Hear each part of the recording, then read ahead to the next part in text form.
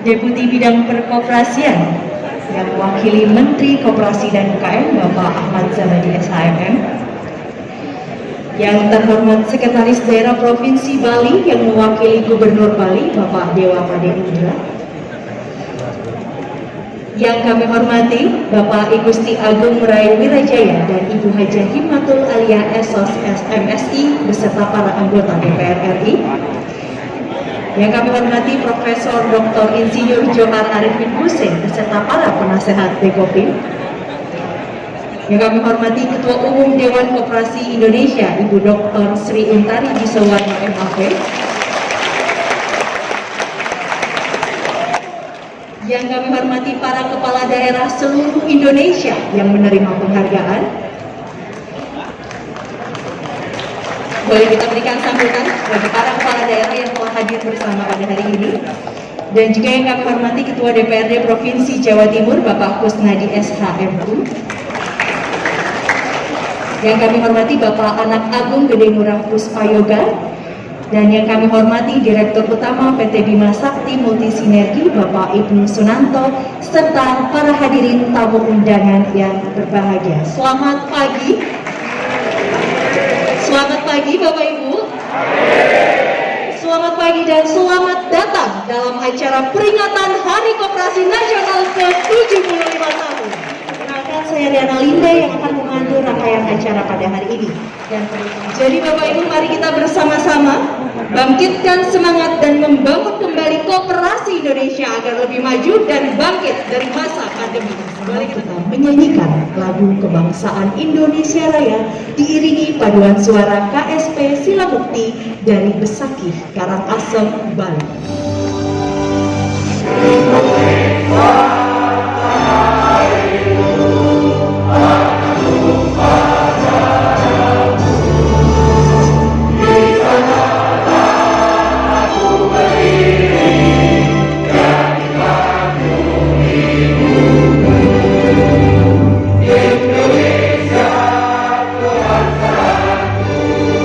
Bangsa dan negara ini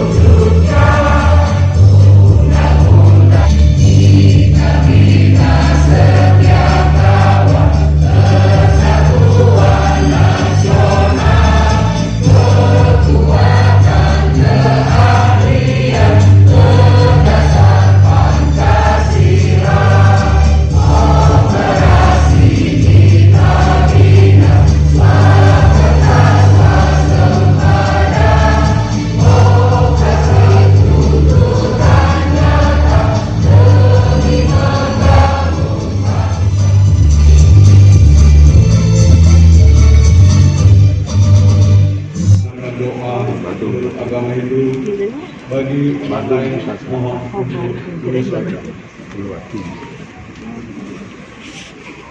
Om Mori Namastu Namastu Om yang ini Tuhan yang Maha Bijaksana, rasukilah raga dan jiwa kami dengan sinar suci kebijaksanaan dan cahaya cemerlang.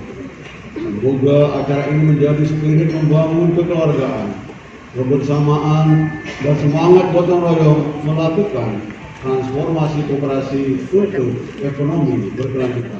Lagi, mari kita saksikan persembahan pembuka peringatan Hari Koperasi Nasional ke-75 tahun, persembahan tari pendek dari Dewan Koperasi Wilayah Bali.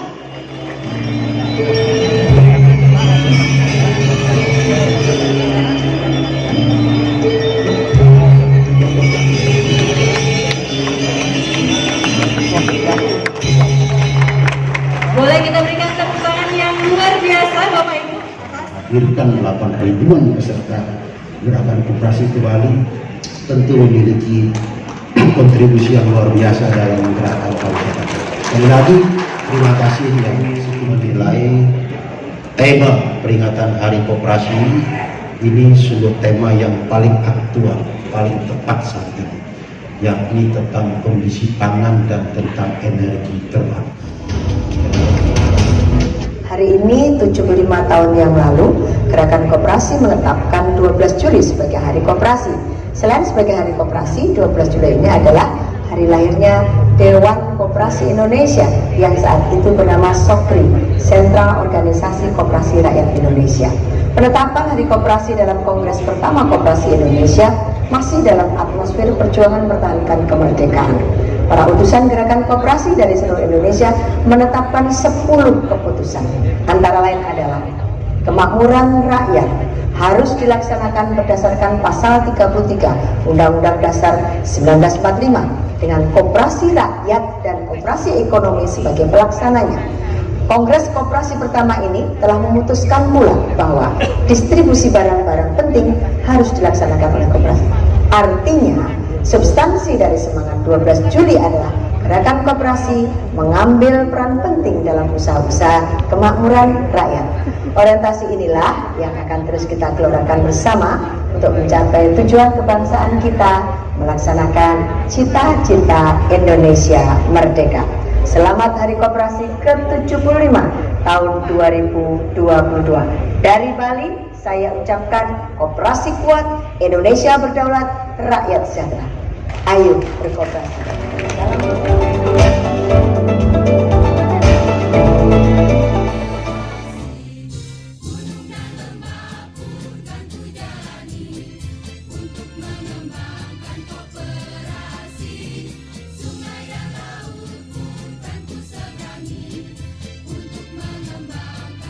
Kami memilih tempat, izin Bapak Ibu yang kami hormati semua, kami memilih tempat di Bali dengan pertimbangan satu, mengikuti presidensi G20, di mana Bali menjadi tempat nanti acara presidensi G20 Indonesia, yang di sana seluruh kekuatan G20 akan hadir di Indonesia dan itu di Bali. Yang kedua, seperti yang disampaikan oleh Pak Sekda, kami ikut merasakan betapa perihnya pandemi COVID-19, dan yang paling terpukul adalah Bali, yang paling turun pertumbuhan ekonominya minus di atas rata-rata semuanya.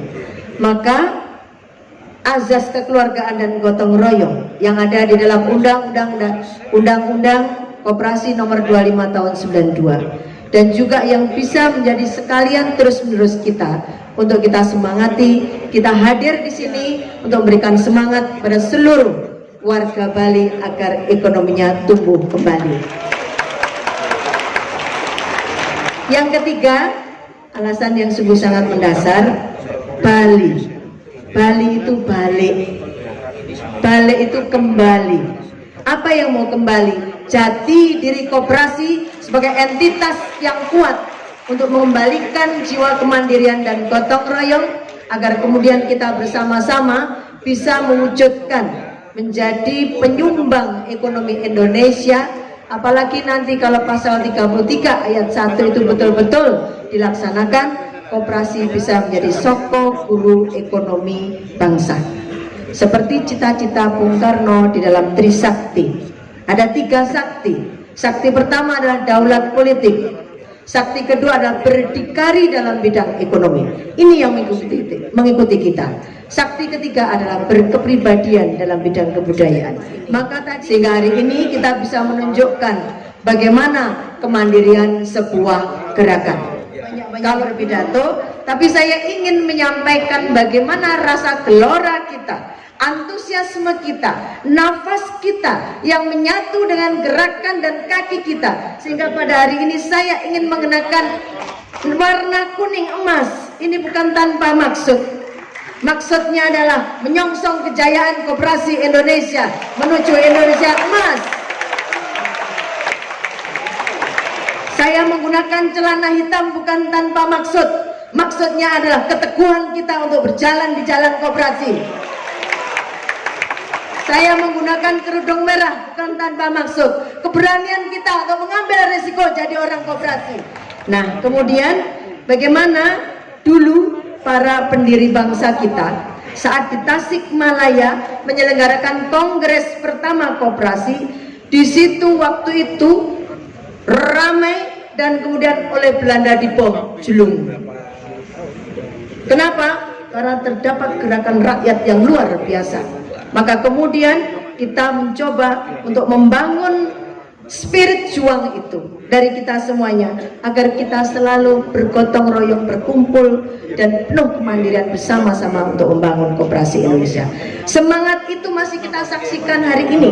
Semangat untuk menunjukkan kekuatan revolusioner, semangat untuk memperjuangkan cita-cita Indonesia merdeka. Kalau nanti kita bisa semuanya nih bersama-sama, mari kita gotong dan kita tingkatkan antara UKM dan koperasi berduyun-duyun bersama-sama, maka kita akan mampu menjadi kontributor ekonomi tidak kurang dari 20% menuju Indonesia emas.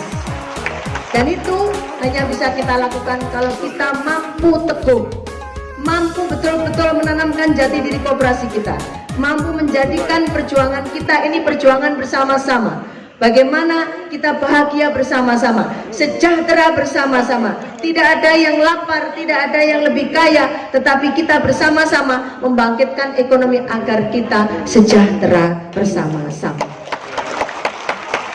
Ekonomi Pancasila ini salah satunya yang akan menjadi agregator adalah Gerakan Koperasi Indonesia. Maka Bung Hatta juga selalu meletakkan pelaku ekonomi koperasi sebagai pelaku nomor 1. Setelah itu baru negara atau BUMN. Seperti lagunya, Aku cinta koperasi, di kau cinta koperasi, kita cinta koperasi, aku di kau kita cinta koperasi. Laut dan sungai pun kan ku seberangi, gunung dan lembah pun kan aku daki untuk mengembangkan koperasi. Semua aku cinta koperasi, di kau cinta koperasi, kita cinta koperasi, aku di kau kita cinta koperasi.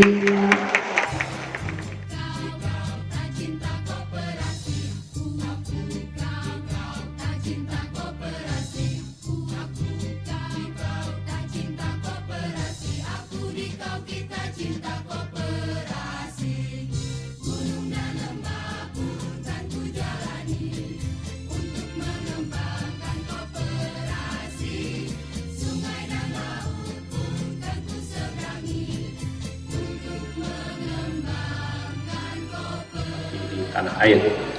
Pada momentum ini pemerintah menggelorakan semangat berkoperasi pada generasi muda, di mana generasi muda sebagai agen pembangunan harus kita bekali dengan pengalaman berusaha serta pembangunan karakter berbasis nilai gotong royong yang keseluruhannya dapat diperoleh melalui koperasi. Saat ini struktur ekonomi Indonesia didominasi oleh usaha mikro yang mencapai 97% dengan omset 2 miliar rupiah ke bawah per tahun. Hal ini sebagian besar bergerak di sektor usaha pertanian, fashion, kuliner, dan sektor usaha lainnya.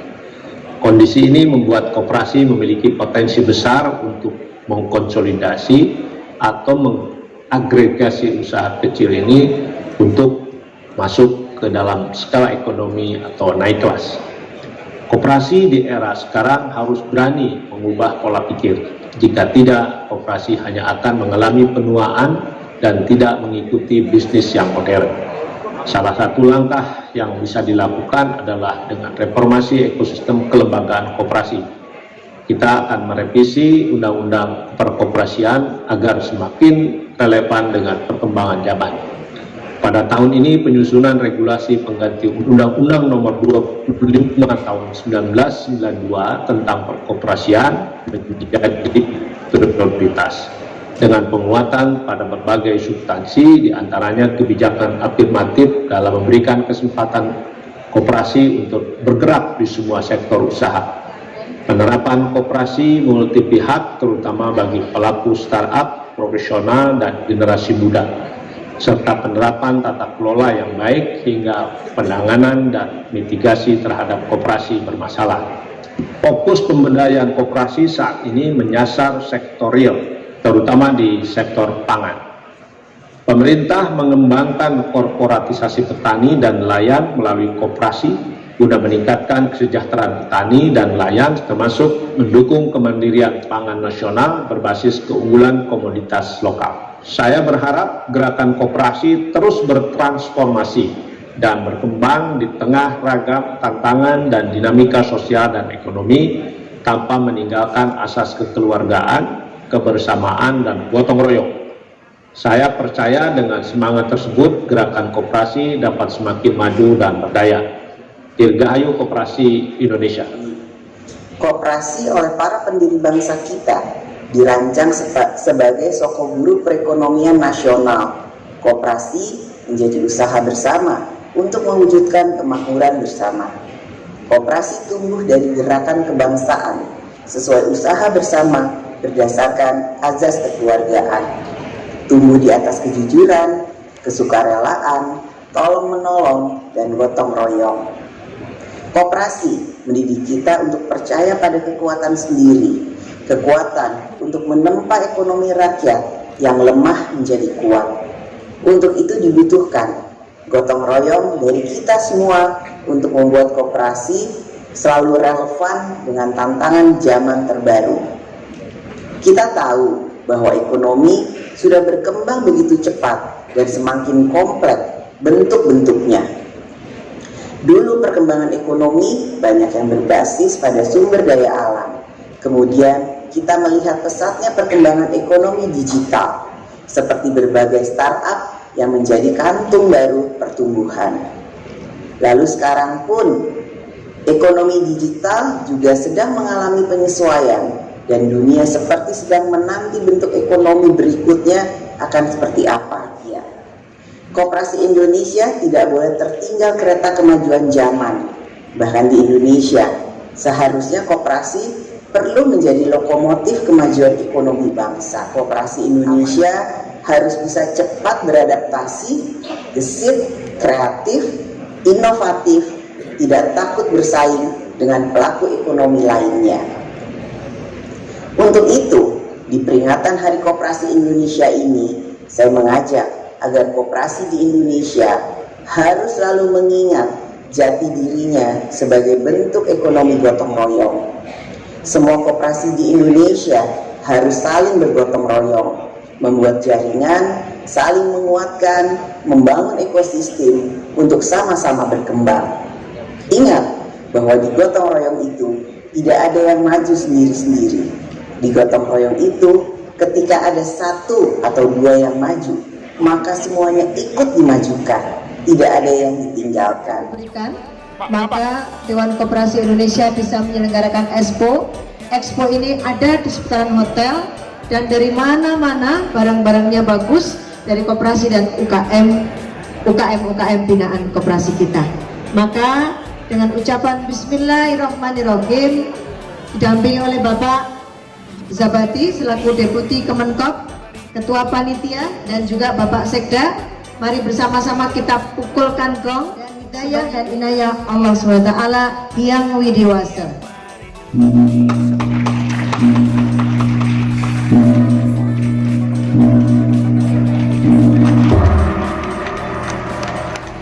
Kita berikan tepuk tangan dan dengan pemukulan gong maka secara resmi Expo dalam rangka Hari Koperasi Nasional ke-75 tahun telah dibuka.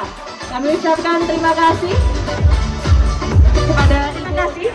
pada dukungan para sponsor yaitu PT Pertamina, PT PGN, April Group, Koperasi